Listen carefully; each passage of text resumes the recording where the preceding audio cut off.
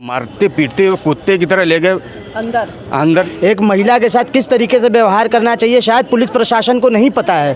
पहले तो मार लिए, उसके बाद चौकी पे आ रहे हैं तो उनको सूचना दे दी गई थाने से कि आप बिल्ला उल्ला हटा दीजिए, क्योंकि बिल्ला में लोग 3 बजे दोपहर में एक व्यक्ति थे जिन्हें अर्दली बाज़ार के पुलिस चौकी पे बुलाया गया।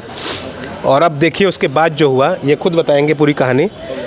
जो मैंने सुना वो तो सुना, लेकिन दर्शक सीधे इनकी जुबानी ही सुनेंगे। तो क्या हुआ था 3 बजे कल आपके साथ? 3 बजे हम लोगों को बुलाया गया फ़ोन करके। हाँ, उसके बाद थोड़ा सा 5 मिनट भी नहीं बातचीत किए। उसके बाद सब हमको मारते पीटते कुत्ते की तरह ले गए अंदर ले गए पीछे। अब बेइंतहा खूब मार रहे थे, जैसे कुत्ता के भी कोई नहीं मारता है। दीवार में लड़ा दिया, हमारा सब पूरा फट गया, बहुत खून गिरा था पूरा साइड में। देखिए खून लगा है, चप्पल में जूता में। मेरा मोबाइल छीन कर रख लिए, हमें बात करने नहीं दिए मोबाइल से। किसी मोबाइल भी छीन लिया गया? मोबाइल भी छीन लिया गया। सर आपको मारपीट जो हुई किसने मारा आपको? कोई नाम याद हो? एक अंसारी तो सुहेल थे और पुलिस वाले थे? पुलिस वाले चौकी इंचार्ज? हाँ, सब लोग उसमें 5-6 आदमी हमको 5-6 आदमी मिल करके आपको पीटे? क्या ऐसा कारण था कि आपको पीटा गया? उसको पैसा दिया होगा या जो भी बात हो। अच्छा। हाँ, हमको इस तरीके नहीं मानना चाहिए, तो कुछ दिया गया उनको, ये भी हो सकता है। उसके बाद कोई आया आपके पास? किसी की मदद के लिए आप किसके पास गई? किसी के पास नहीं गए, हम बैठे हुए थे। अच्छा। फिर उसके बाद हमको दवा अंदर ही सब कराए। पूरा खून 2 साइड था, पोंछ के सब फेंक दिया, हाथ धुलाए, पूरा गर्दन धुलाए, दवा अंदर, सुई लगवाए, हमको पट्टी अंदर करवाए। फिर ये सब चौकी के अंदर हुआ? आप देखिए इस चीज़ को, सब चौकी के अंदर हुआ है। फिर एक गोलू नाम का टेम्पू वाला था, उसको बुलाकर उसी टेम्पू में बैठा कर दीनदयाल ले गया हमसे। और वहाँ पे हमारा फिर पूरा खुलवा कर फिर से पट्टी करवाए, साइन करवाए वहाँ पर। उसके बाद हमारे इल्ला है निशान, तो उसको उसमें सब लिखवाए हैं, पढ़वाए हैं हमको। साइन भी करवाए, साइन भी वहाँ पे करवाए, साइन भी वो करवाए। और हमें बाद में जब आखिरी में सब कुछ हो गया, फिर उसके बाद हमें मोबाइल मिला। नहीं, कोई लेडीज कांस्टेबल जो आपको मोबाइल छीनी हो? नहीं किया गया। यानी पुलिस कांस्टेबल ने आपके साथ बदतमीजी भी की एक प्रकार से देखा जाए तो? हाँ, वो मतलब हड़काए हमको, बदतमीजी मतलब हड़काया। धमकी क्या दी? धमकी दी है कि चारों को जेल भेजो, इन लोग मादरचोद बहुत दुष्ट लग रहा है। माँ की गालियाँ भी आपको दी गई? अच्छा, दिए। तो अब देखिए एक ऐसे प्रदेश में हम रहते हैं जहाँ न्याय थाने के माध्यम से जाता है, तो गुंडागर्दी मेरे हिसाब से वकील साहब किस तरह देखते हैं? न्यायालय इस पे क्या कर रहा है? आए दिन इस प्रकार की थाने के या चौकी के माध्यम से गुंडागर्दी करना, हाँ, ये सब ठीक नहीं है। सिटीजन्स राइट ये नहीं कहता है। अगर आप पुलिस वर्कर हैं तो आप आकर के मिलिए, दोस्त की तरह उनकी बात को समझिए, मौके को सुलझाइए। मगर आप चौकी के पीछे ले जा करके मार दे रहे हैं। ये कपड़ा भी हमको पहना रहे हैं, कपड़ा भी पहना, नया कपड़ा पहना रहे हैं। और एक सबसे बड़ी बात आप देखिए कि चौकी के अंदर मार भी रहे हैं, इलाज भी करा दे रहे हैं। हाँ, इलाज भी करा दे रहे हैं। और उसके बाद साथ ही साथ चालान भी कर दे रहे हैं 151 का, कि ताकि जो है खाना पूर्ति अपनी हो जाए। और उसमें मेडिकल में भी शो कर दे रहे हैं कि अल्कोहलिक है। लिए थे हम। तक आप अल्कोहल पीते हैं? एकदम छुए। कॉलोनी पूरा कानून जानता है कि कोई हम दारू नहीं पीते हैं। देखिए आप ये किस तरह का छल है वकील साहब? अब ये किस प्रकार की घटना जो है कि कारित हो रही है हमारे प्रदेश में। ये यूपी सरकार द्वारा, भाई पुलिस उन्होंने नवनियुक्त की है बहुत अच्छे से कार्य करने के लिए, मगर बनारस जैसे इतने बड़े मोदी जी के क्षेत्र में इस प्रकार की घटना होना एकदम शर्मिंदगी से बढ़ के। गाँव का होता तो एक बार समझ में आता है, हालांकि गाँव में भी ऐसे कृत्य नहीं होने चाहिए। मामला शहर का है। शहर का है। वो हमारे सास के जो भाई भतीजे हैं, यही सब मेरा घर बिगाड़ रहे। 30 साल क्या दुश्मनी है आपके भतीजे? प्रकाश लोग चंदन का शादी करा रहे, चंदन को आधा हिस्सा जमीन भी दे। कौन है चंदन? कौन है? देश को बताइए। चंदन हमारा भांजा है, उनका नाती हमारी माँ का। और जो कि आधा पिसा उनको जमीन दिला दिया। ये वो उसका बाप शादी कराया, जमीन भी दिलाएंगे, जबरदस्ती रजिस्ट्री कराया। अच्छा। रजिस्ट्री उनको कराने के बाद फिर हमें मालूम पड़ा था, हम भी उसमें से थोड़ा सा लिए। और उसके बाद 1.5 हिस्सा में 3 हिस्सा लग गया। उसके बाद अब उनका भतीजा कह रहा है ये ज़मीन हम लेंगे, हमको धमकी दे रहा। खैर मुद्दा कुछ भी है, करंट मुद्दा तो यह है वकील साहब कि पुलिस द्वारा पीटा जाना है, कहाँ तक सही है? नहीं, पुलिस द्वारा पिटाई थप्पड़ मारना भी गलत है। ये तो जहाँ तक मैं कानून को पढ़ा हूँ, पुलिस को इसलिए रखा गया है कि बात करके मौके की चीज़ को सुलझाया जा सके और न्याय हो। न्याय का मतलब ये नहीं है कि आप चौकी के पीछे ले जा करके जो है 4 डंडा मार दे रहे हैं, सर फोड़ दे रहे हैं, दीवार में लड़ा दे रहे हैं, शर्ट पैंट पहना दे रहे हैं। थाने पर भी गए तो वहाँ पे बस समझौता कर हम लोग को कहें कि जाओ तुम लोग घर। किस बात का समझौता? समझौता कि मतलब कोई मारा पीटा नहीं है। अब आप झूठे लगा रही हैं तो हम कोई सबूत नहीं दे। धमकी उमकी भी तो नहीं आ रही है आपको? पुलिस की तरफ धमकी दे रहे? पुलिस वाले धमकी दे रहे, पीटने के बाद भी धमकी दे रहे? मुंह पे बोले हैं थाने में, अर्दली बाजार मुंह पे बोले हैं कि आप समझ जाइए, और साथ तो सब अभी दे रहा है, बाद में कोई नहीं देगा, ऐसा हमको पुलिस एक बोला। हम ऐसे रास्ते में जाते हुए। हमारे साथ एक पत्रकार भाई भी हैं। किस तरह आप लोग तो गए होंगे? जी, आप तो लोकतंत्र के चौथे स्तंभ है। जी, मैं हिंदुस्तान समाचार पत्र से एडिटर हूँ।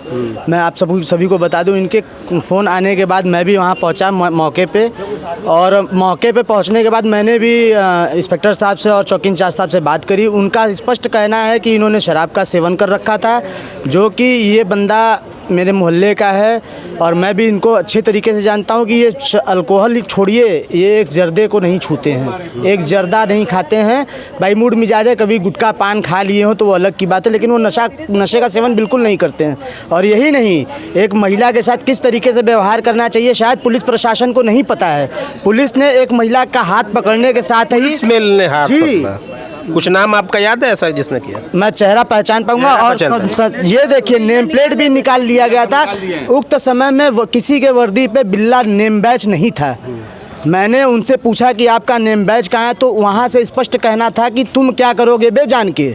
इस तरीके से आपकी भाषा आपके साथ जी, ये मेरे लोकतंत्र के चौथे स्तंभ की हालात है। आप देखिए, जब मैंने उनसे कहा कि तुम्हारी वर्दी इनकम्प्लीट है, मैं इस पे लिख सकता हूं, तो उन्होंने कहा जो उखाड़ सकते हो मेरा उखाड़ लेना है। अच्छा। ये उनका वक्तव्य था, जिसकी मैं पुष्टि करता हूं और सभी मीडिया के लोगों से हाथ जोड़ के निवेदन करता हूं कि इस हमारे साथ रंजीत सिंह जी भी हैं, जिन्होंने तत्काल हमें इस पे बताया इसके बारे में।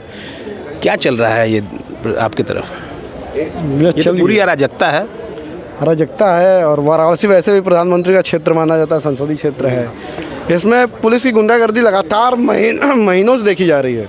अभी विश्वनाथ मंदिर में किसी को थप्पड़ मार दिया गया था तो उसमें सस्पेंशन हुआ था। संकट मोचन में एक छात्र को मारा गया था, उसमें चौकी इंचार्ज सस्पेंड हुए थे।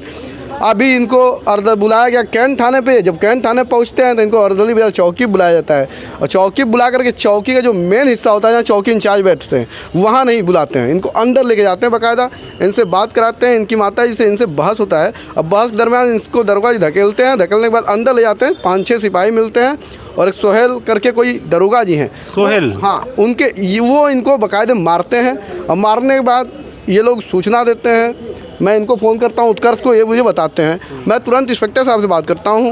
इंस्पेक्टर साहब कहते हैं कि भैया कुछ नहीं होगा, इसमें सारा चीज़ है, ये अल्कोहल पिए हुए थे, ये अपने से अपना सर फोड़ लिए। मतलब बात को पुलिस खुद बना रही है कि ये अपने से अपना सर फोड़ लिए।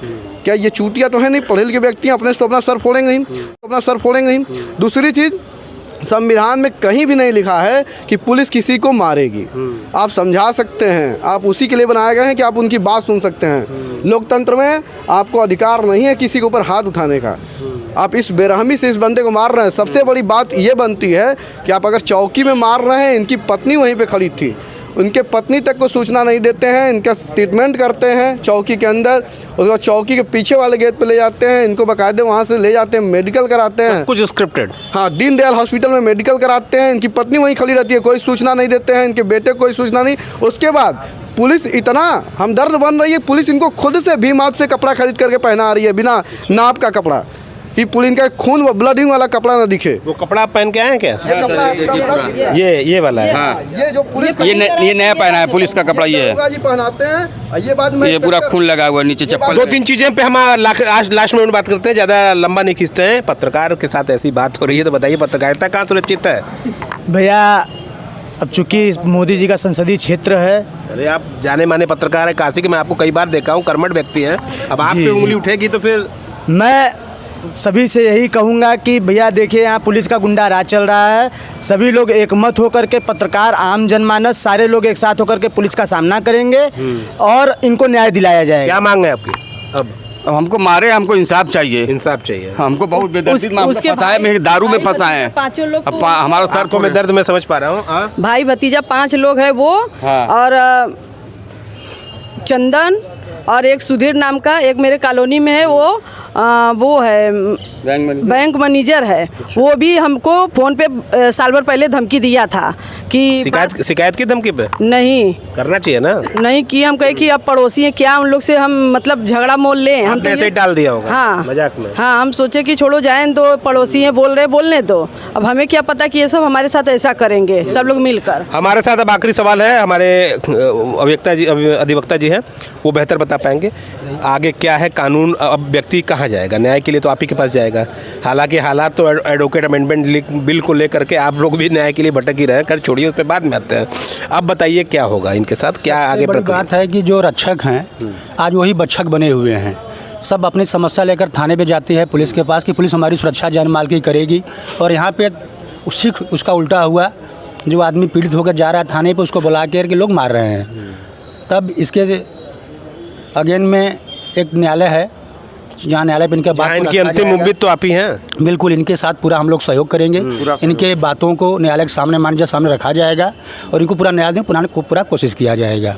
और जो इनके साथ गलत हुआ है उसकी भरपाई के लिए हम लोग आज कमिश्नर साहब से मिलने आए हैं, अपनी बातों को हम लोग रखा और देखिए यहाँ से क्या कार्रवाई होती है। नहीं फिर हम लोग कल आकर फिर यहाँ पर पे अपने एक कंप्लेंट करेंगे। उम्मीद है कि सुलह ना न्याय हो। न्याय इसमें होना ही चाहिए, सुलह किसी समस्या का समाधान नहीं होता है, क्योंकि जब इनके साथ न्याय हो, कल इनके साथ फिर एक घटना घटेगी।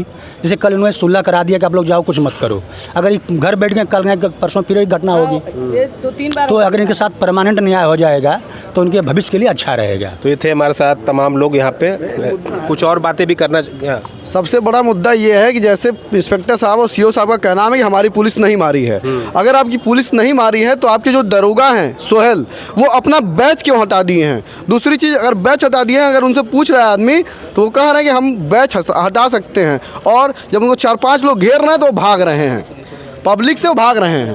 पहले तो मार लिए, उसके बाद चौकी पे आ रहे हैं तो उनको सूचना दे दी गई थाने से कि आप बिल्ला विल्ला हटा दीजिए, क्योंकि बिल्ला में लोग वीडियो बनाएंगे तो आपका नाम आएगा। तो बिल्ला में इन लोगों ने नाम, इनको न्याय यही चाहिए कि उत्तर प्रदेश के यशस्वी मुख्यमंत्री परम पूज्य योगी आदित्यनाथ जी से यही मांग है कि पूरे चौकी के जितने लोग हैं सारे लोग सस्पेंड हों, ताकि दोबारा से ऐसी सीख उनको मिले, दूसरे के साथ बदतमीजी न करें, इस तरह की बदसलूकी न करें।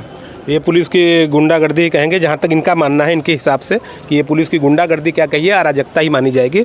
तो ये सब भी देश के प्रधानमंत्री के संसदीय क्षेत्र में ही चल रहा है। अब सोचिए, तो खबर दिख गई, कुछ खबरें ऐसी होती हैं जो दिखती भी नहीं हैं, और समाज में क्या क्या चल रहा होगा, इस आधार पे हम